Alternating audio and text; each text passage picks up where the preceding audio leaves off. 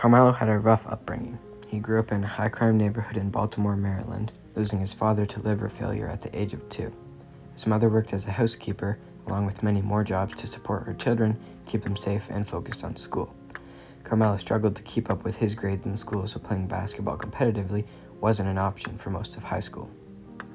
His mother wouldn't let him play until he brought his grades up, but during the summer of '01, he played many tournaments, putting up very good numbers. He played with LeBron James and became good friends with him that summer. Carmelo continued to perform very well, gaining popularity by the year. Melo played one season at Syracuse University, leading them to their first ever NCAA title. The head coach of the university says, by far the best player in college basketball. Carmelo was later taken as a third pick in the '03 NBA draft. Similar to brother, Michael and Francis's mom was in a rough situation. The mothers both worked multiple jobs without a father figure present. Both moms tried very hard to keep their kids in school, and both Carmelo and the brothers Michael and Francis grew up in dangerous neighborhoods. From long nights in Red Hook to washing cars on Martin Luther King Jr. Boulevard in Baltimore, Carmelo never ran away from the trauma that followed him from city to city. In his book, Where Tomorrows Aren't Promised, a memoir of survival and hope, he talks about his life. Like so many other families, Carmelo grew up surrounded by poverty and drugs during the '80s and '90s, but he says he didn't dwell on it.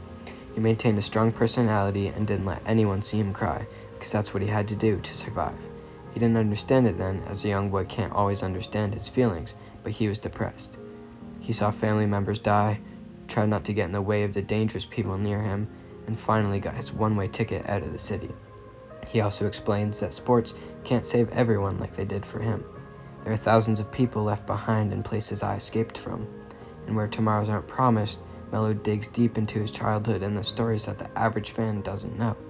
He says he chose to focus on this part of his life to give a transparent account of what he went through, so others going through the same thing know they aren't alone. Carmelo isn't only defined by his skill as a basketball player. He's done many things for his community and shows how much he cares for others. He created the Carmelo Anthony Foundation in 2005 as a means by which he and his family would give back to the community through a variety of outreach programs and donations. Carmelo being drafted was definitely his defining moment, because as soon as you have one of the biggest stages in the world watching you, what you say and what you do is always watched, and Carmelo is taking complete control over the opportunities to talk about his life that are presented to him. You write that hoopers and hustlers were all around you growing up. Why did you focus on telling the story of your early life and the pain that was around you, rather than your NBA career? I honestly wanted to tell the story the way I did, because that's the only way I know how to speak. I know how to speak real, authentic. I can only speak on things that I've been through. I can only speak on my experiences, what I've done, and hopefully my story can move people forward and realize that, damn, I'm not the only one who goes through this. Everybody goes through this. If I went through that, then it's no different than what someone else is going through. It took all of that, all my childhood, all I've been through to put me in a position now to be able to speak on that story in that time. Carmelo had many significant achievements throughout his career.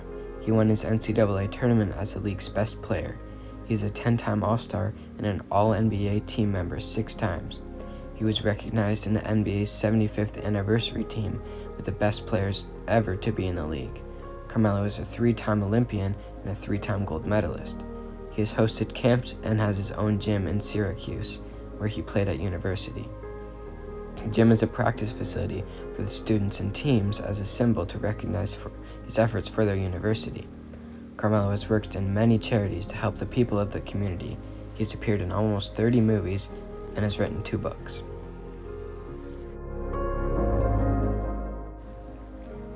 Carmelo's legacy will be honored as the next generation of basketball players arise. He continues to help people in need, and his community is grateful for his efforts. In the Trayvon Martin story, we saw Carmelo, along with other NBA players, share their opinion on the Black Lives Matter movement. Carmelo said, "We cannot ignore the realities of the current state of America.